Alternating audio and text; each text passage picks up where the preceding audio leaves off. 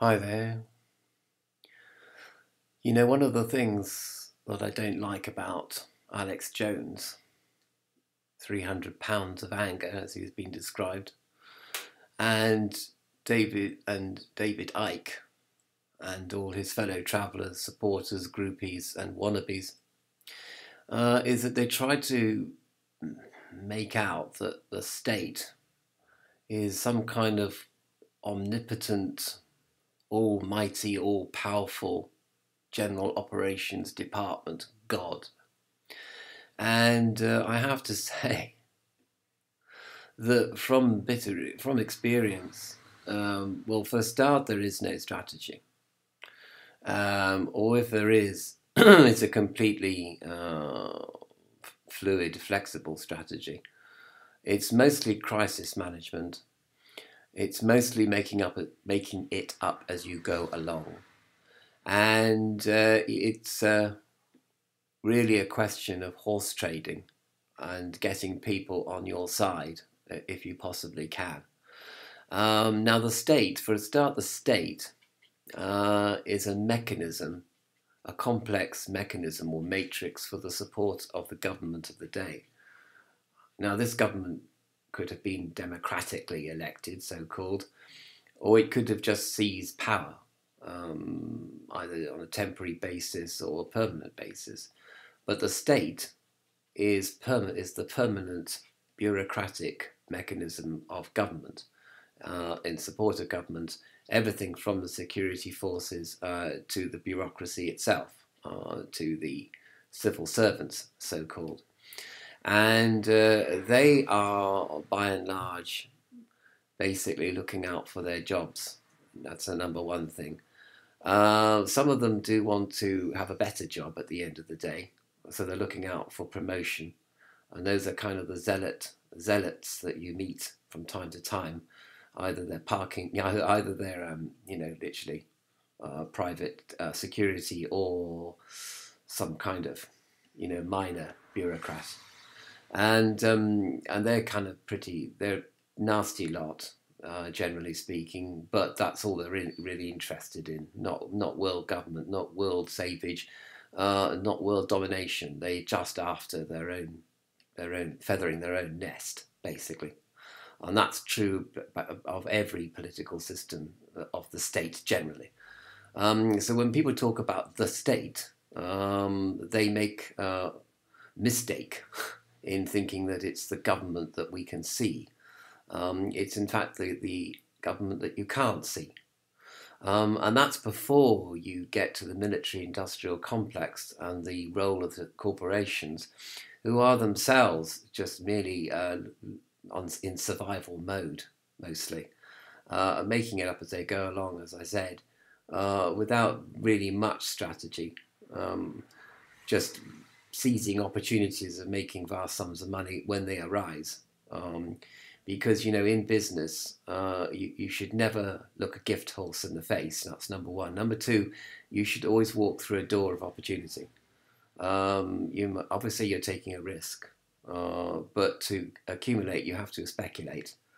So the people that set up Snapchat, for example, weren't far wrong. But at the end of the day, they were rather glad to sell out to Facebook. And Facebook was extremely glad to get hold of Snapchat because Facebook fears that its customer base is going to change, and Facebook won't be able to change fast enough to meet that new customer base, or to delight its new customers. Well, it won't get the new customers to delight. So Snapchat is the one that they wanted to go for because that's appealing to a younger audience. So that's where the money is, and that's where the future money lies, of course, we hope. Anyway, so we talk about revolution, and I think a lot of people, this is the list that you've probably been looking at now.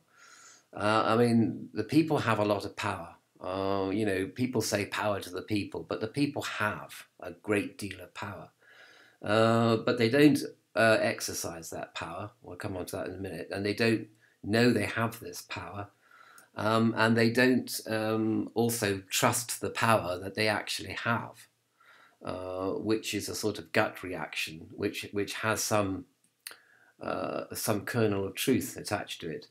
So, for example, if Brexit had not gone through, I suggest there would have been a tax strike by the middle classes in order to bring the government down financially, which would have worked.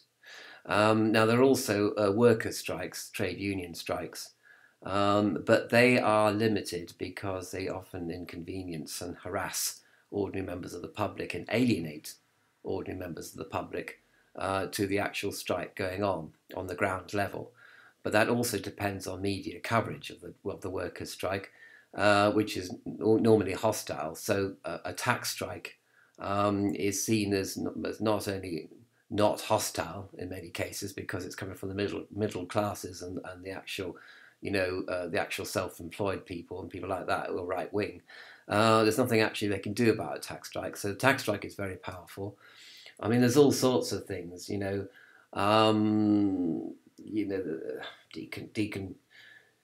decentralized internet coordination. That's obviously very important nowadays. And there's lots of ways that you can do that now without being detected by Facebook or monitored. Lots of networks exist outside the mainstream social media. So that's not a problem really now. There's mass civil disobedience, which again is a bit like the worker strikes. It can inconvenience, it can alienate people from your cause, depending on media coverage again, which is very important. Support from intellectuals, that can be very important. Saw that in the French Revolution, that was very important to have the support of an intellectual base, because they help write your manifestos and leaflets and posts on social media and generally organise things as well. Consumer strikes are very, very good as well. They can be aimed at individual corporations and clusters of companies that are owned by a corporation that you don't like or you think is behaving unethically. And then, there's things like rebellious political representatives. Yes, I mean, 90% of MPs and politicians are professional people out to feather their own nests, putting themselves forward first before anybody else. But that does leave 5 to 10% who are idealistic or even just plain pragmatic. And when the pragmatists get into rebellion, then you're in a great deal of trouble, because idealists are one thing, but pragmatists, when they rebel against the state, are something else to take on altogether, and the state tries to avoid that. Well, governments try to avoid that at all costs. And then I suppose finally, although I was going to make a video about pacifism, non-violent direct action, and white magic, at the end of the day,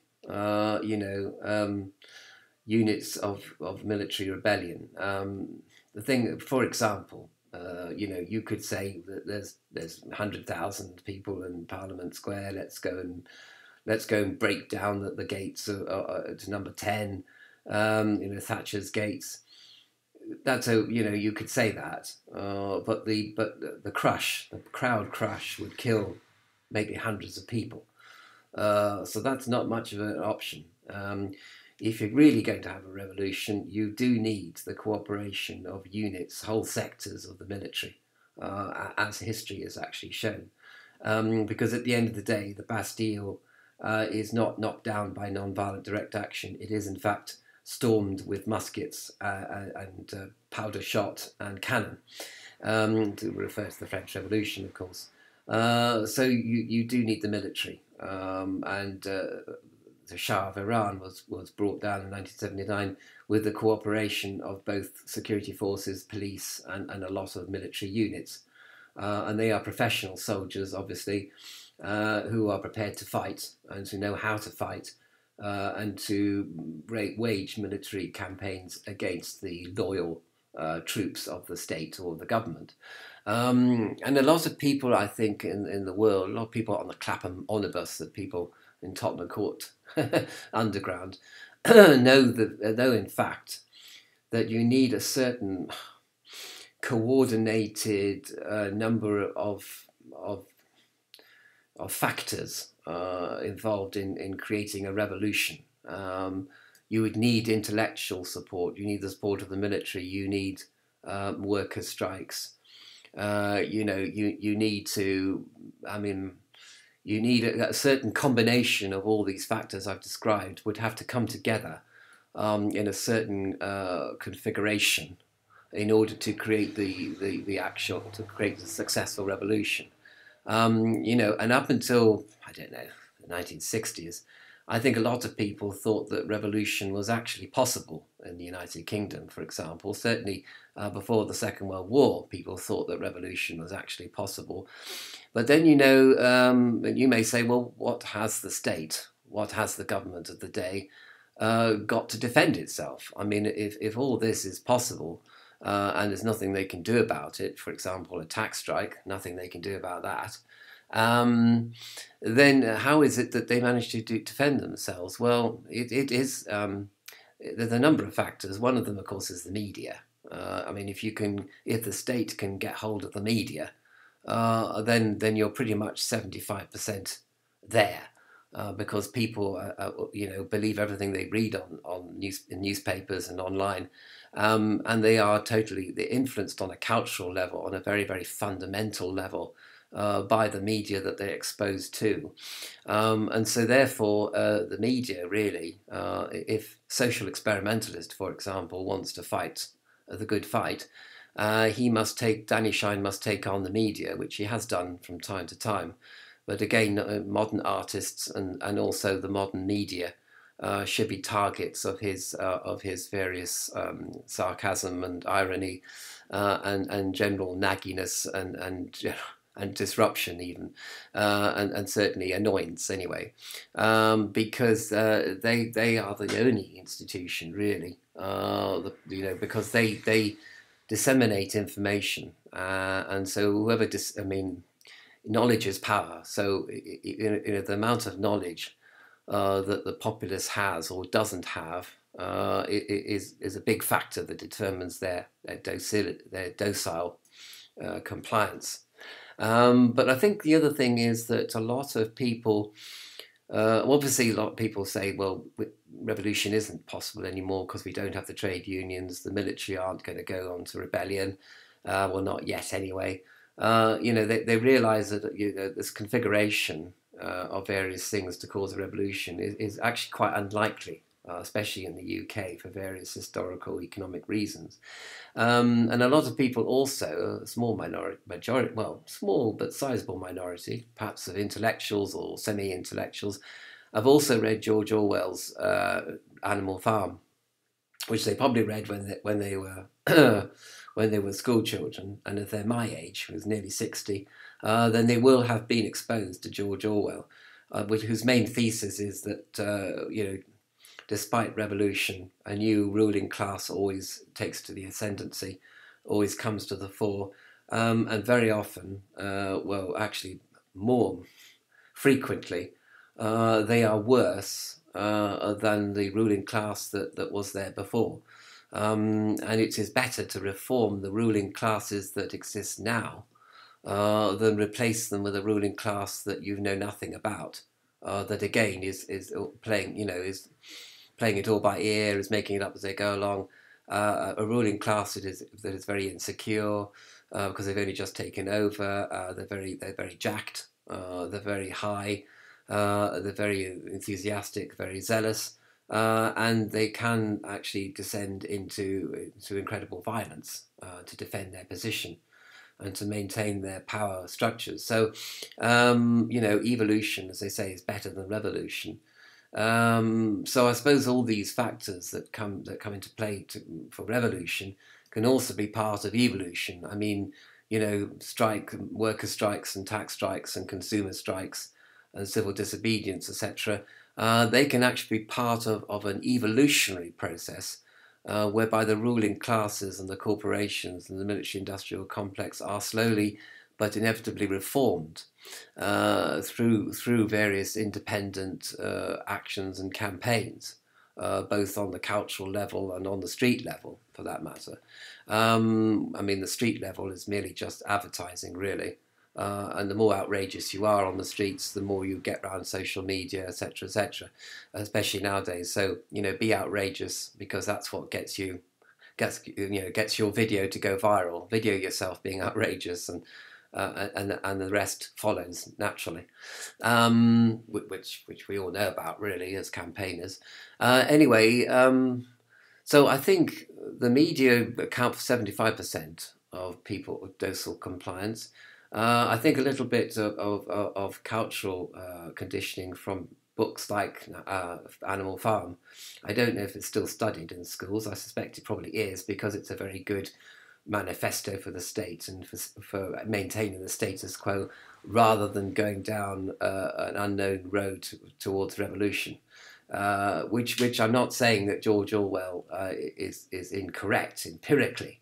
I'm just saying it's very convenient to have his thesis there in order to support the status quo. That's all I'm saying. And then a lot of people are very skeptical about whether revolution is possible nowadays. You know, they've seen the trade unions broken by Thatcher in the last century. They've seen, you know, tax strikes, okay, but hard to organise. They see internet organisations broken as well.